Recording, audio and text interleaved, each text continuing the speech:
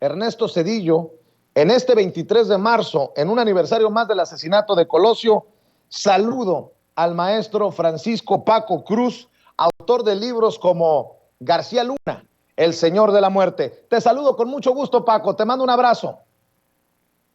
Vicente, ¿cómo estás? Igual un abrazo, mira, con días ya más calurosos, pero en, en temas que no se van a ir nunca, ¿no? Como el asesinato de Luis Donaldo Colosio y Ernesto Zedillo, mira, a propósito no solo de la muerte el asesinato, el magnicidio de Luis Donaldo Colosio, sino a propósito de que la semana pasada, ¿recuerdas?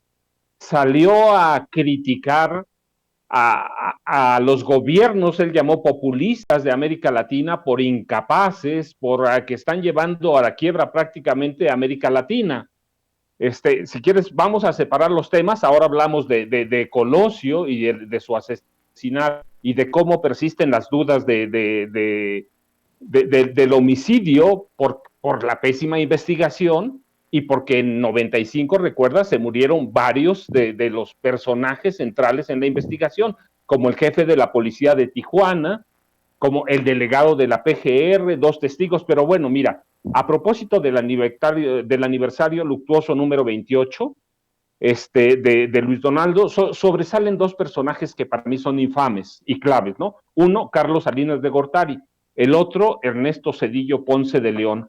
Y más allá de que siempre hubo sospechas e indicios que conectan y conectaban la ejecución de Colosio con el despacho presidencial salinista, dejaremos hoy un poco al primer infame, a Salinas, que nos impuso a Zedillo a través del miedo y del terror, para hablar de Zedillo, porque es hacerlo, mira, es a propósito de sus declaraciones, un expresidente cínico, incapaz, arrogante, engreído y simulador, que hoy intenta dar clases de buen gobierno y de moral, de hacerlo cuando él puso en riesgo no solo la economía de México, recuerdas, en 94, 95, sino la economía mundial, a través de lo que se llamó el error de diciembre y el efecto tequila. Puso en riesgo no solo la economía de México, es la economía mundial. Pero mira, ¿cómo llega la presidencia a este personaje? ¿Y por qué digo que es un tipo arrogante, engreído, simulador, cínico e incapaz? Primero llega a la presidencia después de que los estrategas de Carlos Salinas explotaron el miedo, pusieron en marcha una campaña brutal de terror, además de la compra y la simulación de votos, después de un sexenio que contabilizó el de Salinas 92,000 asesinatos, 92,000, para que no se olviden que nada más ahora, y esos eran los datos oficiales, una campaña permanente para aniquilar opositores, una ofensiva de los cárteles del narcotráfico que para entonces, en el gobierno de Salinas, ya eran un poder paralelo, y la consolidación del secuestro, del secuestro de grandes personajes de alto nivel como un gran negocio. Ese era su mensaje subliminal, la violencia. Y se percibió en aquella campaña, después del asesinato de Colosio y Salinas, Salinas estaba convencido de que el inútil de Zedillo, porque así lo veía, jamás lo investigaría por corrupción, jamás investigaría la corrupción de gobierno. No se atrevería Zedillo, eso lo sabía Salinas, a indagar el recurso de saqueo, el saqueo de recursos, ni el saqueo a través de la partida secreta presidencial, que después recuerdas, se dio a conocer que Salinas se había robado la mitad de la partida presidencial. Y Salinas sabía que este tipo inútil y engreído tampoco tendría los tamaños ni los pantalones, tú lo llamas a veces los tanates, para ordenar una investigación de las trampas para vender las empresas paraestatales, y nunca lo investigó. Mira, falto de miras de futuro, o quizá viendo su futuro allí como lo demostrarían los millones que ganó después de que dejó la presidencia con las empresas paraestatales que él vendió y ayudó o salvó a través del Fobaproa, Cedillo se sumó a ese grupo de presidentes que vinieron a saquear el país. Mira, Salinas sabía que Cedillo era un funcionario mediocre y pusilánime, y por algo lo puso. Y sabía que llevaría al país a la quiebra y que con eso, llevando al país a la quiebra, jamás investigaría. Mira, no solo el magnicidio de Colosio, ese es uno. Recuerda, hubo 3 magnicidios en el gobierno de Carlos Salinas de Gortari: el del cardenal Juan José Posadas Ocampo y el de José Francisco Ruiz Massieu, ex esposo en ese entonces de Adriana Salinas. Salinas sabría que con Cedillo quedarían en la impunidad, y así quedaron. El de Colosio no solo es una anécdota, hay otros magnicidios de los que ya nadie habla. Salinas sabía que Cedillo era un hombre muy pequeño, que sería incapaz de ir tras él, aunque era sospechoso en 2 de los 3 magnicidios, y sabía que Cedillo, como él, estaba educado en universidades de Estados Unidos que servían a una nueva escuela, el neoliberalismo. Salinas lo sabía. Fue una jugada maligna para imponérnoslo. ¿Sí? Sabía que Cedillo no tardaría en hacer en quiebra, en poner en quiebra al país. Y lo hizo, mira, el 19 de diciembre.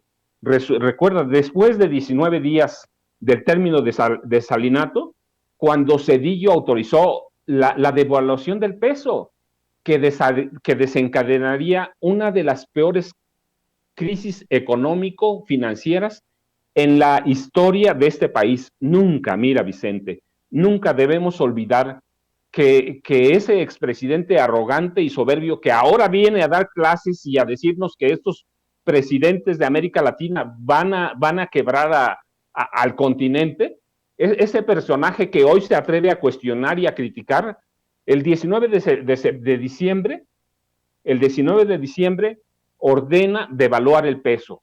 Y el peso, ya un grupo pequeñito de empresarios y un grupo pequeño de políticos ya lo sabía, ya sabían que iban a devaluar. Así que el 19, ¿qué hacen? Devalúan el peso y ponen al país al borde del colapso. ¿Sí? Y esa onda expansiva, mira, alcanza de inmediato a todas las Américas. Primero a Estados Unidos a través del Dow Jones y después el Nasdaq, que es el índice de tecnología. Y de allí una fuga masiva de capitales. Y después impacta negativamente a Brasil y Argentina, que es el efecto tequila. ¿Sí? Resienten la crisis de México, y el desastre todavía es peor, porque cuando Cedillo asume el poder, a lo que se dedica es a justificar el neoliberalismo, a justificar las políticas, no de solo Salinas, mira, sino de Miguel de la Madrid. Ya se le olvidó que solo entre el 19 y el 20 de diciembre el peso se devaluó 15-26%, y lo puso además a flotar. Y al término de su gobierno, el peso se devaluó 175%. Ya se le olvidó y lo puso a flotar. Y mira, hubo no solo huida de capitales, no solo huida de capitales. Los capitales de Estados Unidos sufrieron, solo con la devaluación, una pérdida de 10,000 millones de dólares. De 10,000, los capitales de Estados Unidos. Y en México, la pérdida inicial por la devaluación que ordenó, porque no supo controlar la economía, fue la inicial de 120,000 millones de dólares y 5 millones de empleos. Así que, además de eso, se chutó las reservas de internacionales de México, hasta dejarlas en 3,000 millones de dólares. Tampoco, mira, se nos debe olvidar que ese presidente hipotecó al petróleo. Gracias a un préstamo de Bill Clinton, otorgado a espaldas del pueblo mexicano, ¿sí? Pudo salvar un préstamo cercano a 18,600 millones de dólares. ¿Pero qué le dejó? Hipotecado el petróleo. Ese hombre que hoy habla de que van a quebrar a los países de América Latina ese hombre hipotecó el petróleo por tres gobiernos, el de él, el de Vicente Fox Quesada y el de Felipe Calderón, y las reservas probadas de petróleo. Entonces, ese es el hombre que nos viene a hablar hoy, que nos viene a enseñar que nos van a quebrar. Ese hombrecito pequeño, arrogante, viene a enseñarnos economía cuando él quebró a este país. ¿Sí? Cuando lo único que hizo fue seguir las políticas de la Madrid, de Margaret Thatcher, mira, que las habían impuesto, de Ronald Reagan y de Juan Pablo II. Ese hombrecito pequeño viene hoy a dar clases, viene hoy a decirnos que van a quebrar América Latina, que son incapaces. Ese hombre inútil. Entonces, eso es, mira, en el terreno económico, Vicente. Pero él es mucho más, él es mucho más. No se nos debe olvidar que Ernesto Zedillo Ponce de León, por su incapacidad, es el creador de los Zetas. Él saca al batallón Z del ejército mexicano, sin preparación, sin saber cómo funcionaba el narcotráfico, sin saber cómo operaba, aunque ya el narcotráfico era un cártel paralelo, saca los Zetas y los Zetas crean un cártel paralelo. Hasta entonces el más violento de este país, y hace el CISEN, hace la PGR un negocio del secuestro. Eso en el sexenio de Ernesto Zedillo.